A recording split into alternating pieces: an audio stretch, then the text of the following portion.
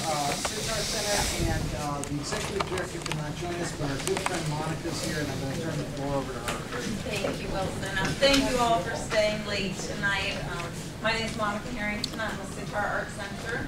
You might walk past the center, I hope, on your way to Harris Teeter or throughout the neighborhood. We have been part of Adams Morgan and Ward 1 since the year 2000, so we're very familiar with our community.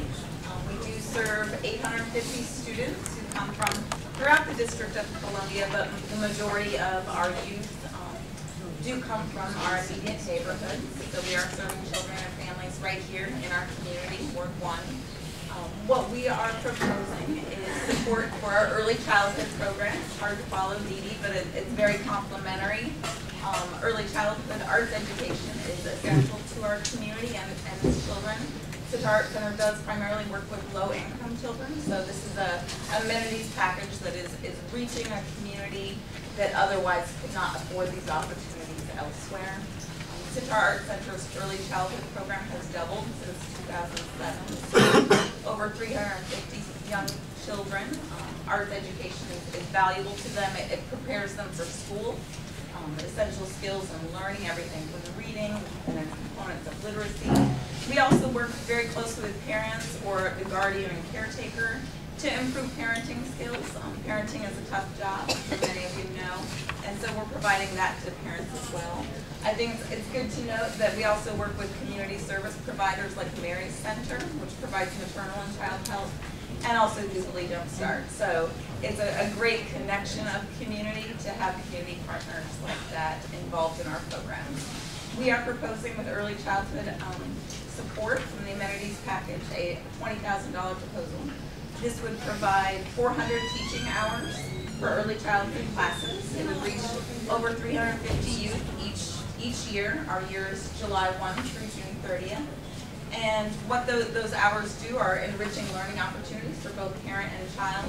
And I think what makes Sitar Art Center really unique in this package is that we provide classes for students, early childhood opportunities through the teen years. So once we get that young person in Sitar Art Center as an infant, we want to provide them with opportunities to learn and grow throughout their lifetime. So we have early childhood classes throughout the day, afternoon, and early evening.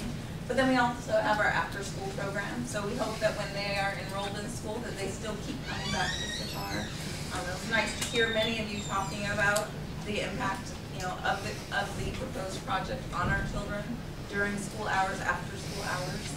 So I think that this is a healthy component that builds into that as well. So if you have any questions, I am available. I've also included our newsletter, and it has a lot of information about Sitar's programs if you'd like to become involved. We do, of course, rely on many gifted volunteers in our community, and we'd love to have you involved as well. That's great. Thank you.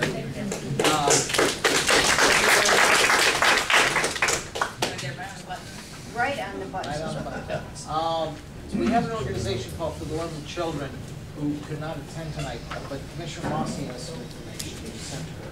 I don't know if you're familiar with an organization called FLOCK. FLOCK is short for the Love of Children, and they are on Columbia Road, almost directly across from the church, 1763 Columbia Road. FLOCK was founded in 1965, and most of that time they have been in Ward 1. But they have joined the neighborhood 6 or 7 years ago there at the Columbia Heights, the Columbia Road site. They provide educational services from K to 12. And they serve approximately 550 students a year. Many of them from a third of them from Adams Morgan, approximately, and the rest, from adjacent neighborhoods. They do after school, they do weekend, and they do summer programs, mainly with public schools in DC. And 85% of their students are considered low income. They serve a very diverse population. Over 60% are African American, and about 38% are Hispanic. They're requesting money for something they call the Neighborhood Tutoring Program. They have several programs. They have a great website if you want to check it out. It's flock.org. They have a neighborhood tutoring program that serves about 400 students, and you know, they have high schoolers, middle school, post-secondary students as well, and the money requested is $35,000. The $35,000 would be invested in funding a position for a bilingual coordinator and tutor and an educational background person for the neighborhood tutoring program, where it seems that the demand keeps growing every year from the numbers that they have provided. I'm happy to answer any questions based on what I know about them, what they've done. They put together a full proposal. I think we have some copies in the back. So if anybody has any questions. Nicely done, they should make you this posted. Let's go to Commissioner round. Commissioner Commanda? Questions? No? Commissioner Lanning? Mine might be conflicts of interest, but my daughter went to HC Cook and she took classes at Sitar Center. They're both great organizations, and wish more people stuck around to hear the wonderful amenities that are being proposed in our neighborhood as opposed to just screaming. Commissioner Miller? Yeah, I want to thank y'all for staying around and not running away. I'm glad that you're here and that you're interested in potentially trying to work with us. Ready, willing, and working. Really curious about y'all. I was just curious, how many folks do y'all employ per year? Or I guess it's a graduate program, so how many do you graduate, how many do you employ, and how do you measure your success, and what is that success? We're a modified version of a larger program in New York that is a residential live-in program.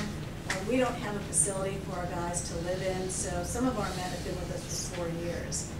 We do try to bring them through the program, start off by pushing the bucket, and then learn other skills as they go. We had people graduate into nursing assistant, somebody's getting their CDL, and refrigerator license, whatever it is.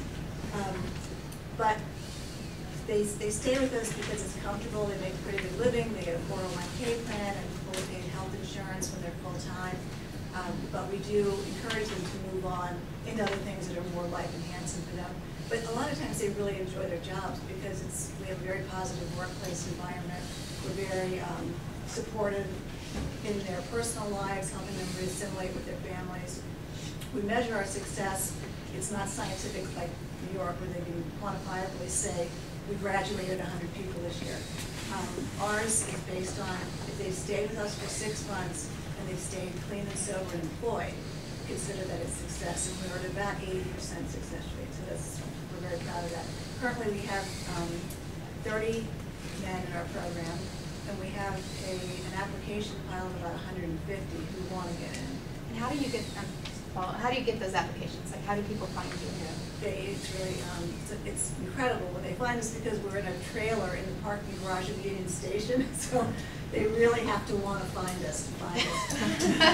They're referred to us by, a lot of times by our guys on the street who are working and enjoying their jobs, and they see somebody from their old neighborhood, and they say, what are you doing? How did you get that job? And they come in, they want to work. They don't want to be on grandma's couch, and once they've done it, a criminal offense or criminal record, a lot of people don't want to hire them. But they're really, given the opportunity to get the confidence to know that they can earn a living, they're fantastic workers and great human beings.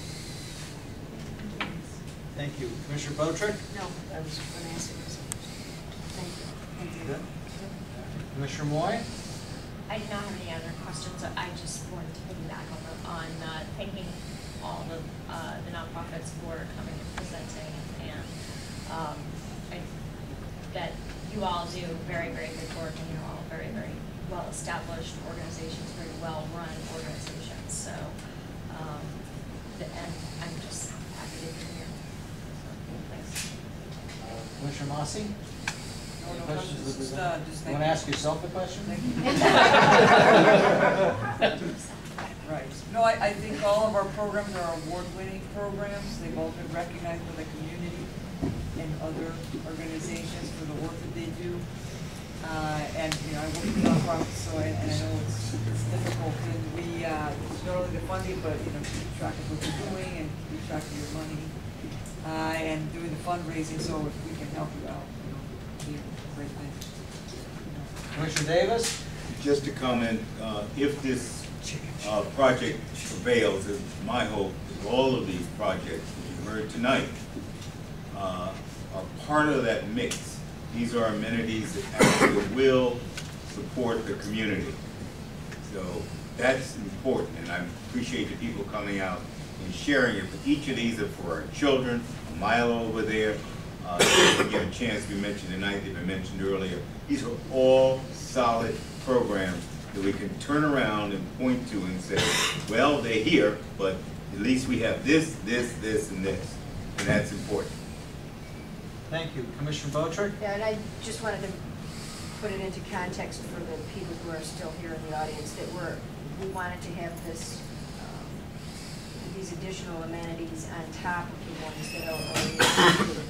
Because we felt that additional outreach to the neighborhood to see what other kinds of things could come up. And I appreciated the fact that Brian Friedman and Matt were going to take these into the neighborhood.